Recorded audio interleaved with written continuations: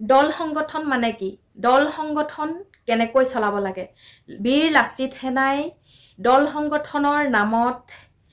কি কাম কৰি আছে বহু বিস্ফোৰক তথ্য আগবঢ়ালে সংবাদ মাধ্যমৰ আগত এজন দল সংগঠনৰ নেতাই দাদা মই প্ৰথমৰ পৰা গোটেই কথাখিনি আপোনাৰ খুব ধুনীয়াকৈ শুনি আছো এতিয়া আপুনি চাওক যে আমি কিয় এটা সংগঠন কৰো যে আমাৰ যাতে যিখিনি শোষিত নিষ্পেষিত মানুহ ডিপ্ৰাইভ মানুহখিনিৰ যাতে গণতান্ত্ৰিক অধিকাৰখিনি যাতে কোনো কাৰণত ক্ষুণ্ণ নহয় দ্বিতীয় কথা হৈছে আমাৰ এই ব্যৱস্থাটো বা এই চৰকাৰখনৰ এই চৰকাৰ বা ব্যৱস্থাটোৱে যাতে শক্তিশালী শ্ৰেণীটোৱে যাতে দুৰ্বল বা আমাৰ নিষ্পেষিত শ্ৰেণীটোক যাতে তেওঁলোকে অত্যাচাৰ চলাব নোৱাৰে আৰু সদায় আমি সেই কথাটোক আমি চকু দিওঁ আৰু যেতিয়াই চৰকাৰ বা শক্তিশালী চক্ৰটোৱে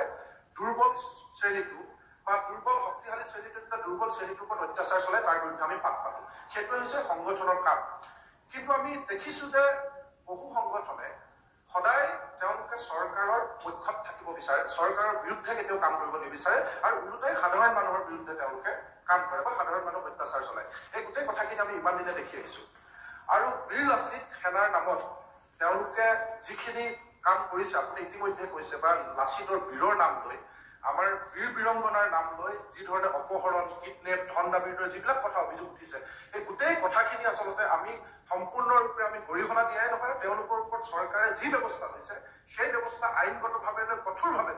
যদি বীৰ বীৰংগনাৰ নামত এনেকুৱা ধৰণৰ অপহৰণ কৰিছে কিডনেপ কৰিছে আমাৰ বীৰ বীৰংগনাৰ নাম ব্যৱহাৰ কৰিছে তেনেকুৱা শক্তিক পুলিয়ে মুখাই উঘালিব লাগে এই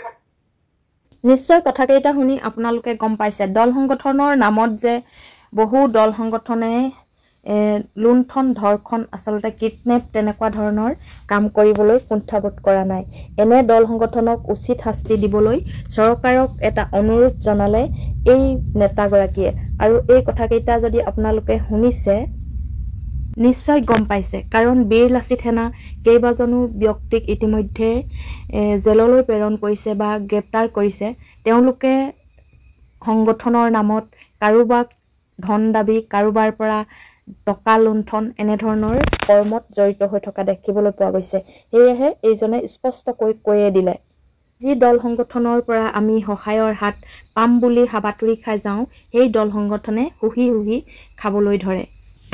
সেয়েহে মই ভিডিঅ'টো আপোনালোকলৈ পাই আগবঢ়াই দিলোঁ ভাল লাগিলে লাইক কমেণ্ট আৰু শ্বেয়াৰ কৰিবলৈ নাপাহৰিব আৰু এনে দল সংগঠনৰ পৰা সাৱধান হ'ব সতৰ্ক হ'ব কাৰণ দল সংগঠনৰ নামত কিছুমান মানুহে শোষণ কৰিবলৈ চেষ্টা কৰিছে দল সংগঠনৰ নামত কিছুমান মানুহে নিজেই পকেট গৰম কৰিবলৈ সাজু হৈছে ধন্যবাদ